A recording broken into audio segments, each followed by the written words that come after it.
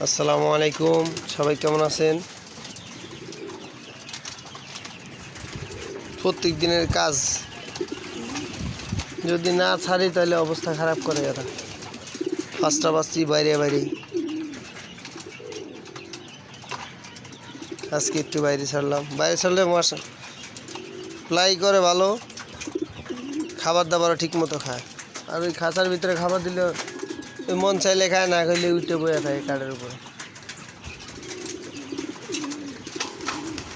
এখানে একবারে মন মতো খাইয়া দেয়। এই যে পানি দিয়ে রাখছি সামনে, একটু পানি খাই, দেখেন কামটা করে কি। বিকেল 5টা বাজলেই আমি গেটটা খুঁটতে দেরি আর ছাদে আসতে দেরি নেই। দেখেন দেখেন কবুতরগুলোর ভয় দেখায়, ভাবে আর বাচ্চারে নিয়ে যাবে। ওই দেখেন দেখেন